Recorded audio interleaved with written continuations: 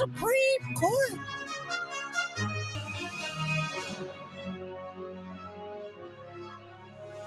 That was the South Park character Towelie heading to Washington, D.C. and seeing what it's devolved into under Trump. The White House just got humiliated in South Park's most insane episode yet.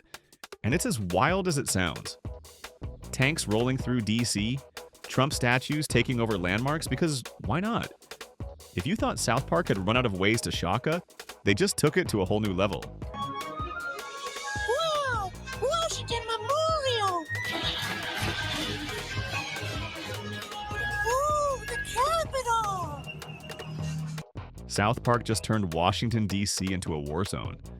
We've seen the real world flirt with militarization in cities, but South Park takes it to a whole new level. The streets are crawling with tanks, soldiers everywhere, and checkpoints like you're entering some kind of dystopian nightmare. The White House? It's not just a political hub anymore, it's a full-on fortress under siege. Barbed wire, armed guards, and gates? The whole 9 yards. Oh, wow! You didn't stay. And then there's Towelie, the lovable idiot we all know and love, getting completely lost in this maze of absurdity. He can't even get past the checkpoints, and it's hilarious because it feels like something that could happen in the real world if things ever went too far. What's even crazier is that it's mirroring what's happening with Trump's actual federal deployments. Only South Park takes that concept and cranks it into full nightmare fuel. It's chaos, it's ridiculous, and it works so well because it feels just a bit too close to home.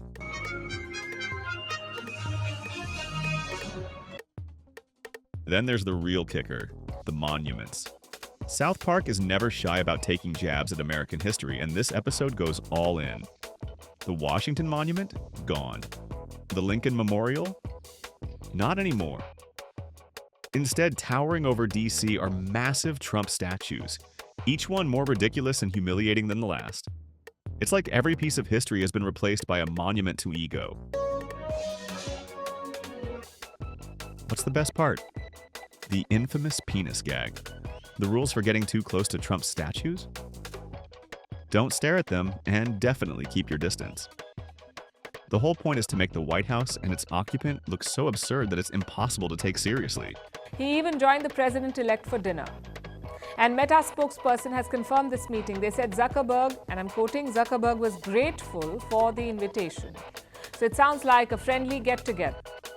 What South Park does so well here is to tap into something real, while taking it way past the point of sanity.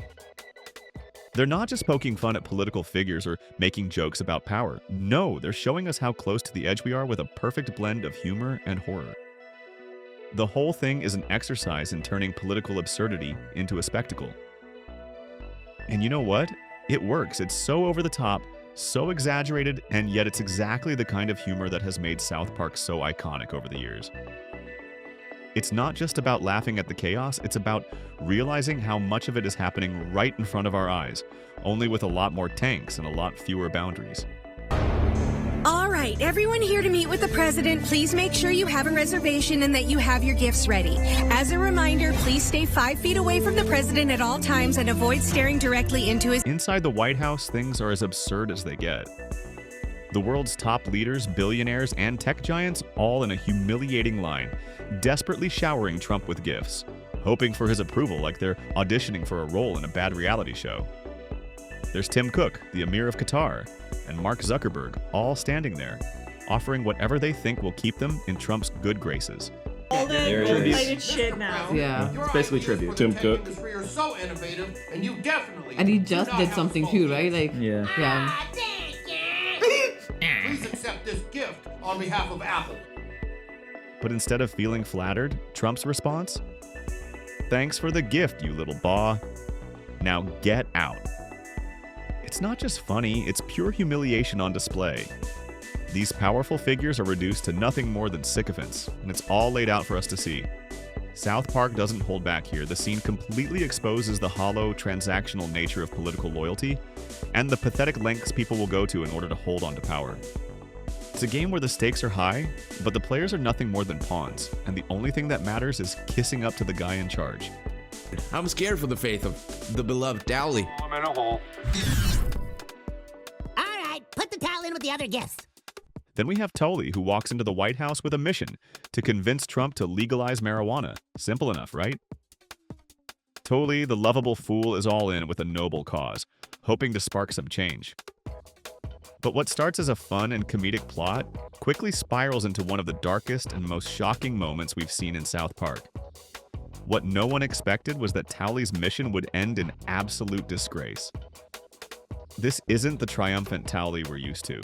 Instead, he leaves the White House humiliated. Listen, buddy, I don't have all day. Did you bring me a gift or not? Oh, yes, sir. This is from the CEO of our company. Okay. I wish to offer you a gift. This incredible towel.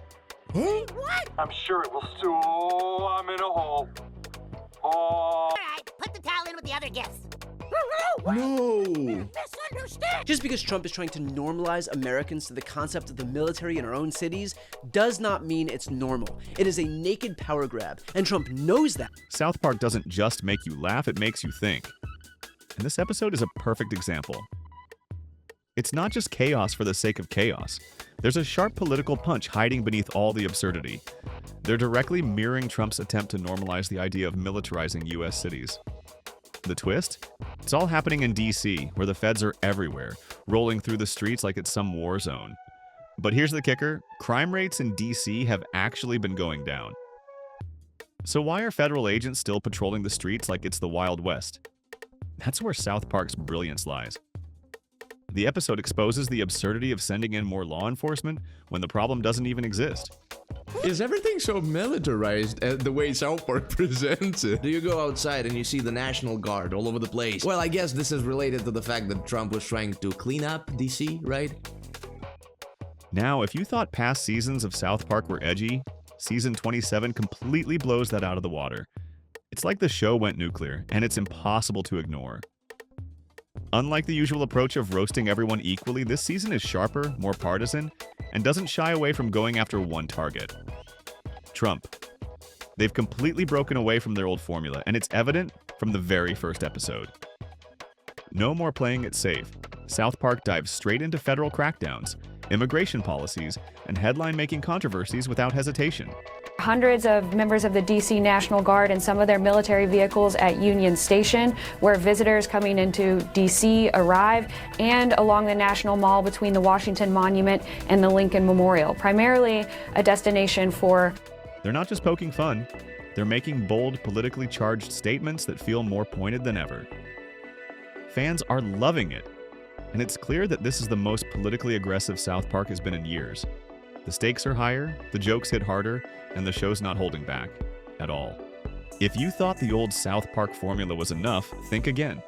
Season 27 is here to remind us all that no one is safe, and that includes Trump himself. We're terribly sorry.